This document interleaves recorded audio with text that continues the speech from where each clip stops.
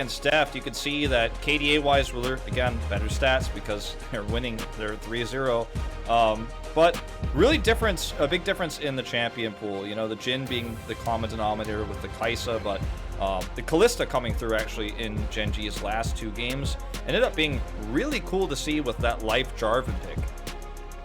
Yeah, it was just a breath of fresh air and kind of like opened up possibilities in the bottom lane. I feel like it's a lot of, you know, tank supports and you go for kind of tier list. You know, there's only so many bans you can do towards Life. I mean, he still has so many options. I feel like HLE esports are reading the trends really well with this draft, as we'll see the Kai'Sa locked in. They're reading the trends very well. The high priority has been in first rotation for the Renekton, for the Camille, for Rascal. But the priority on the Jarvan is not this high, right? It feels like this is just kind of a very much a we're going to shut this down no matter what, we're just not going to deal with it sort of concept. And yeah, Gen G have been fairly one-dimensional, even in the mid lane, right? Talked about only 2 champions for BDD, 6 games of Syndra. But at the same time, or 5 games of Syndra, I believe. At the same time, like, you leave a lot open with this. And we do see the Kalista picked up very early for Deft, one of his favorites. BDD does to the final pick. They have saved counter pick for Morgan, and you know, we should mention that there is still some possibility of, you know, flexibility. Yeah, set could be top, like very low chance, but it's possible. The set for Chovy, I think, is the biggest thing, right? Set is a big choice for Chovy. He's played a lot of Chovy, and I actually I kind of forgot that the Galio was even picked. I was like so focused on the support set idea, so I feel like I kind of let that idea go. Now we'll see if Chovy just plays the Galio too. There's a lot of flexibility here. It's just that Chovy has played so much set in the past. Yeah. Looks like maybe he'll just go for the Galio here. I think the Galio mid is definitely a safe. In this case, hold that thought. Oh, Deft. He's trying to hop his way out of here, but I don't know if he can. Has to flash the fat wall. Nice flash here from Vista. Stops the Voidseeker. Here comes Clid, though, as the flash comes in from Life and picks up that first blood. Life trying to sacrifice himself for more kills for his team, but Arthur getting so much value done with this. Olaf in the skirmish survives for so long as Ruler will eventually go down, really showing the power of early skirmishes going the way of Olaf and Set here as HLE just barely turned that one around. Olaf, low health, so much attack speed, doing so much damage in that fight. And it ends up being a crazy, crazy close trade that HLE esports barely take 3-2.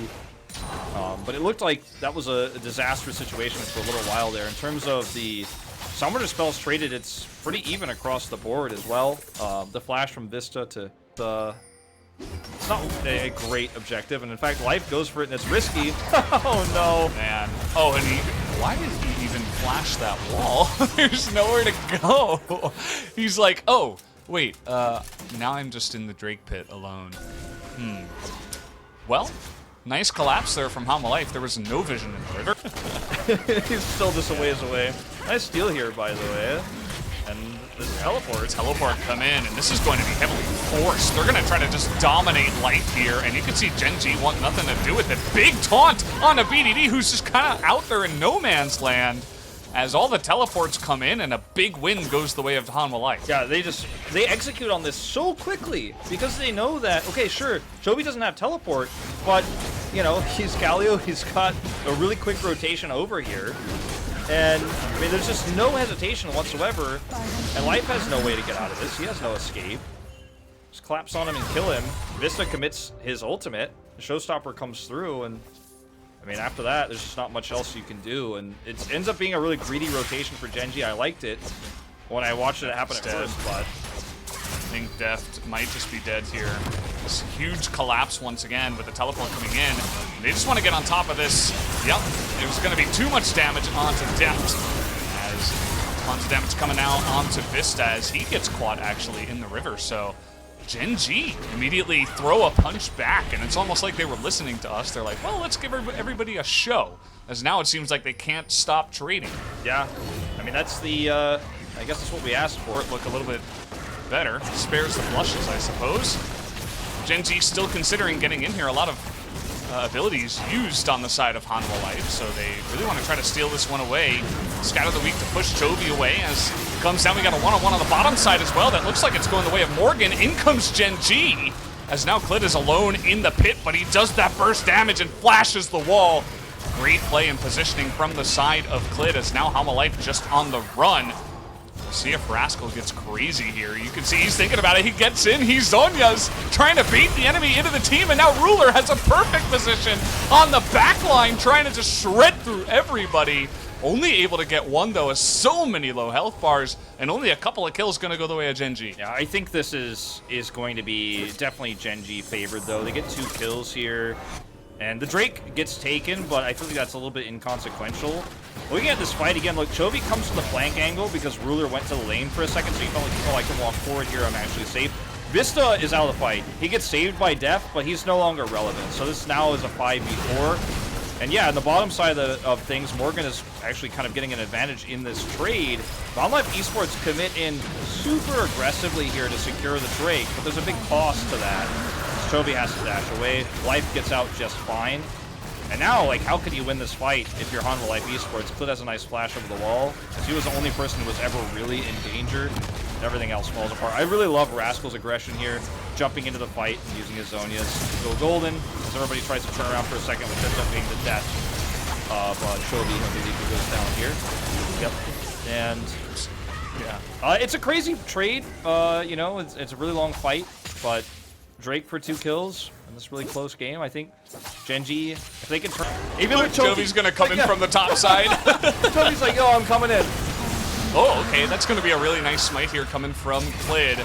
And you can see they're just trying to go straight in there, trying to wombo combo down the front line. Here comes Morgan, no exhaust available. The damage not coming through this time around from Gen G, as the engage is quite nice. Lots of burst damage. There's the exhaust this time from the side of Hamalife. And I feel like they're not done with this fight just yet, our Gen G. They're thinking about this 4v5. In goes Rascal. They've got a lot of burst damage on the front lines, but have they gone too far? It looks like they have, in fact, as Ruler a little bit too late to the party here. Definitely not fashionably late in this circumstance. Way too late to hop over the wall, even though he did an insane amount of damage. The rest of his team kind of just going in one by one. That was like later than the cans are already getting thrown in the trash can. All the lights are on in the party. It's late to the party.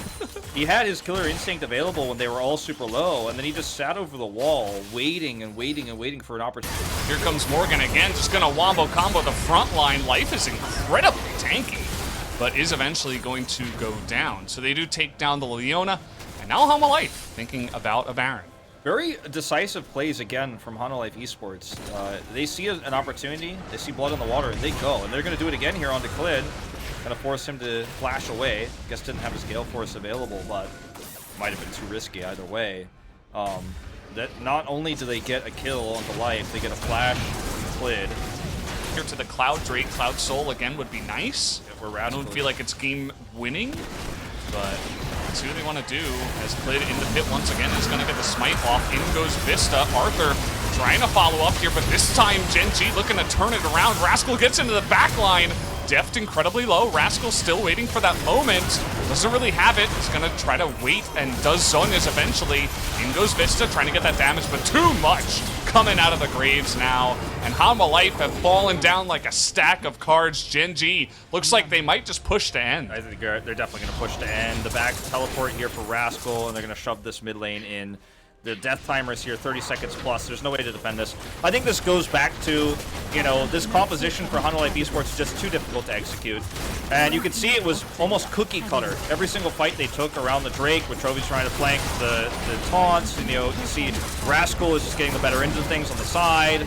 Besides that one time we saw Morgan have a really nice slicing Maelstrom on that Drake fight, it was just totally controlled by Gen G in the later part of the game, and a few macro mistakes and a lost Baron with no vision, no check, no consideration that Gen G could just walk back in with the vision control they had and take it, ends up putting Life on the back foot, and it feels like Gen G just stole this game away. It was certainly a game that could have had a lot more fights, and it could have had a lot more of an interesting ending, but it's a Baron take into a sloppy Drake defense that ends in Gen G just walking across the red carpet to victory.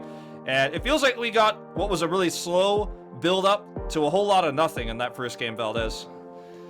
Yeah, you know, I think for Hamalife, as you mentioned, that mid... They're dying, and I mean, you could see the cannon damage is also insanely high, but it just didn't lead to anything. It was only onto the front line oftentimes, and then once he was down, once his cooldown was down, that slicing Maelstrom, or once he had used his Zonias, everybody was collapsing through. There was no more peel. There was no way to survive. And the execution of this comp, again, I feel like I'm almost overstating it, but it's just too hard for Hanwha Life Esports, and they weren't confident enough to use it correctly. Yeah, and, you know, once you don't get a hard engage, Syndra...